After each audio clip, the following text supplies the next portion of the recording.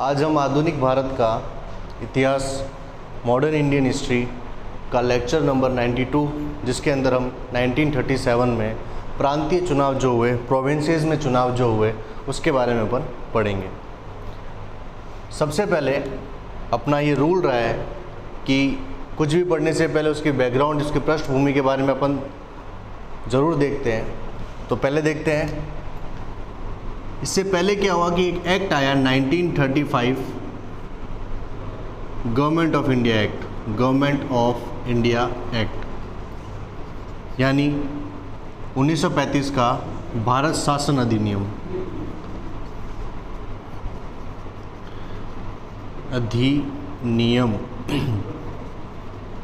जिसके अंदर ये प्रोविज़न था, ये प्रावधान था कि अब जब इलेक्शन होंगे तो दो स्तर पर होंगे, दो लेवल पर होंगे।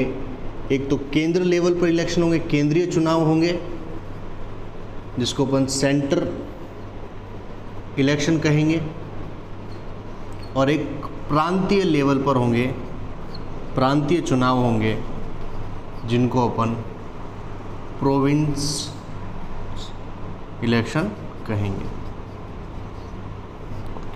ठीक है। अब सबसे पहले एक चीज़ देखने के लिए है कि उस वक्त का जो भारत था, उस वक्त का भारत जो था वो दो भागों में बटा हुआ था। India was divided into two part. First, पहला ब्रिटिश भारत, जिसको अपन हिंदी में ब्रिटिश भारत कहेंगे और इंग्लिश में ब्रिटिश इंडिया कहेंगे। दूसरा, पूरा भारत, एक तो ब्रिटिश भारत और दूसरा है देसी रियासतें, पूरे भारत में देसी रियासतें, जिसको इंग्लिश में हम प्रिंसली स्टेट के नाम से जाना जाते हैं। उस समय 1937 के टाइम में लगभग पूरे भारत में 600 देसी रियासतें थी, 600 देसी रियासतें थी, और लगभग क्या, ब्रिटिश इंडिया प्रोविंशियल स्टेट जो थे, ब्रिटिश प्रोविंशियल स्टेट जो थे, वो 11 प्रोविंशियल स्टेट थे। अब जब ये आया 1937 में प्रांतीय चुनाव हुए, लेकिन उससे पहले 1935 गवर्नमेंट ऑफ इंडिया एक्ट आया, तो इसमें था कि जो चुनाव होने हैं, चाहे वो सेंटर के हो, चाहे प्रोविंसेस के हो, वो चुनाव केवल और केवल ब्रिटिश भारत में होंगे, देसी रियासतों में इलेक्शन नहीं होगा। सबसे पहली चीज़ तो ये आपसे पूछ लिया जाएगा कि 1937 में जो प्रांतीय इलेक्शन हुए, जो भी इलेक्शन हुआ, उसमें कौन कौन थे, तो बताना है कि केवल ब्रिटिश भारत के जो 11 प्रांत थे, 11 प्रोविंसेस थे, उसी में इलेक्शन होने थे। लेकिन सर आप पूछोगे कि लेकिन सर इसमें तो लिखा हुआ कि केंद्र में भी चुनाव होने और प्रांत में भी चुनाव होने। तो मैं एक बात बोलूँगा कि इसका एक प्रोविजनल पार्ट ये भी था, सबसे महत्वपूर्ण था, कि 1935 एक्ट में कि अब एक अखिल भारतीय संघ का गठन करेंगे, ऑल इंडिया फेडरेशन। इसके अंदर क्या था कि जितने भी ब्रिटिश प्रोविंसेस हैं वो, प्लस जितने भी प्रिंसली स्टेट है यानी देसी रियासतें हैं, वो दोनों मिलकर अखिल भारतीय संघ, ऑल इंडिया फेडरेशन का निर्माण करेंगे। अब इसके अंदर एक क्लॉज इन्होंने, ब्रिटिशर्स ने ये डाल दिया कि ब्रिटिश पार्लियामेंट के जितने भी स्टेट्स हैं, जितने भी प्रोविंसेस हैं, उनको अनिवार्य रूप से कंपलसरी इसके अंदर पार्ट लेना है। कंपलसरी इसमें अपनी कंसेंट या सहमति देनी है। लेकिन देसी रियासतों पे यानी प्रिंसली स्टेट को उनकी इच्छा पर, उनकी कंसेंट पर छोड़ दिया कि आपकी मर्जी हो, आप चाहो तो अखिल भारतीय संघ में शामिल हो सकते हो, और अगर आपकी मर्जी नहीं है तो आप नहीं हो सकते। इसका मतलब ये है कि ब्रिटिशर्स ने अखिल भारतीय संघ बनाने की मांग तो की थी, लेकिन उसके पीछे उनकी मंशा अखिल भारतीय संघ बनाने की नहीं थी। नहीं तो क्या होता कि अगर उन्होंने देसी रियासतों को भी अगर कह दिया होता कि आपको भी कंपलसरी रूप से ऑल इंडिया फेडरेशन में मिलना है, तो अब उसी वक्त ऑल इंडिया फेडरेशन का निर्माण हो जाता। तो जब ऑल इंडिया फेडरेशन ही नहीं बना, जब पूरा देश ही नहीं बना, तो केंद्र में चुनाव या सेंटर में चुनाव कैसे पॉसिबल होगा। इसलिए 1936 में घोषणा हुई, अनाउंस हुआ कि अब जो इलेक्शन होंगे वो 1937 में होंगे और जो केवल प्रांतीय स्तर पर होंगे, प्रोविंसेस में होंगे, बाकियों का कोई पार्ट इसमें नहीं रहेगा। समझ में आ गया? अब देखते हैं आगे, स्क्रीनशॉट ले लो फिर देखते हैं। चलो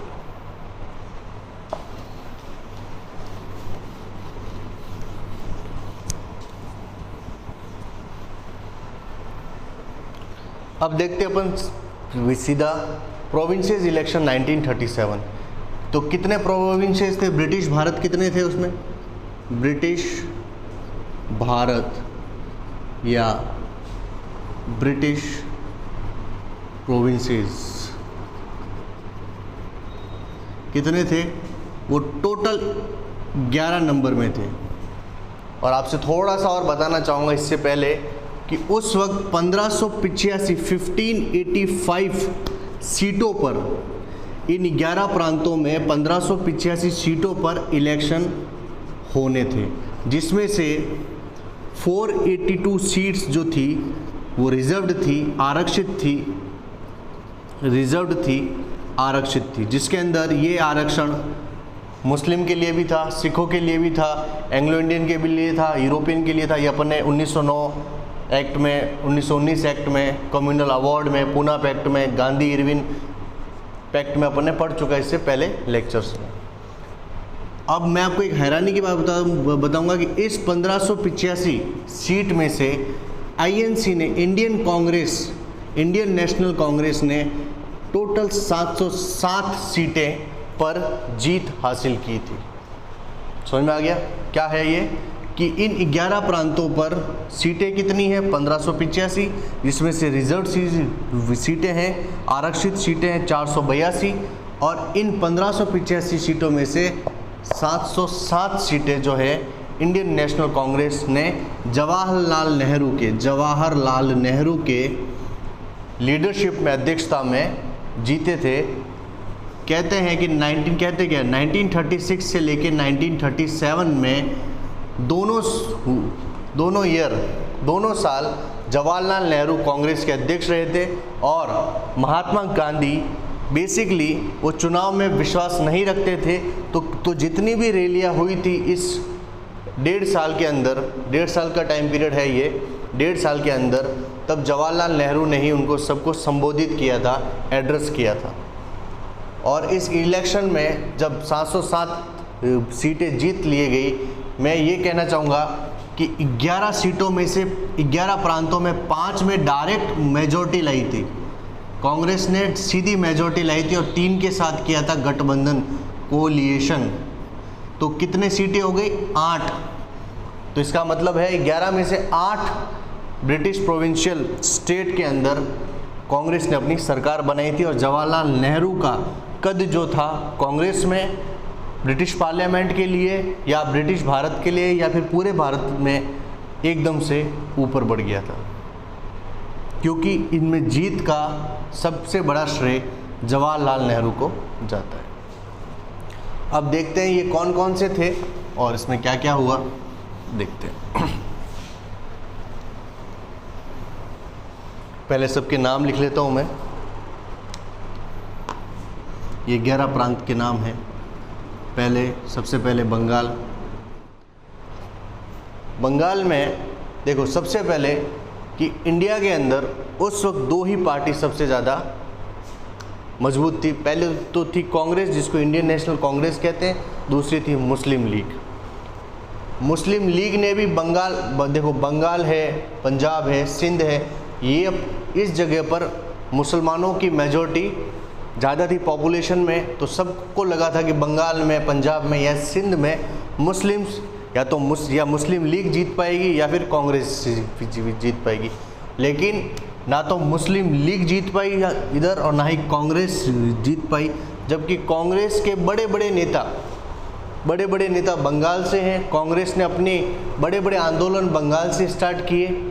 इसका एक कारण ये है कि जो मोहम्मद अली जिन्नत जो थे मुस्लिम लीग के हेड, वो रिलीजन के आधार पर इलेक्शन जीतना चाहते थे, लेकिन बंगाल में मेजॉरिटी थी कृषक की, यानी कि जो फार्मर थे उन लोगों की मेजॉरिटी थी, तो मुस्लिम लोग वहाँ पर, मुस्लिम लीग जो थी वहाँ पर जीत नहीं पाई। और बंगाल में जितने भी कांग्रेस के जो भी नेता थे वो सारे जमींदार थे, वो सारे फ्यूडेटरीज थे, जिसकी वजह से कहीं ना कहीं कांग्रेस को बंगाल से हाथ धोना पड़ा।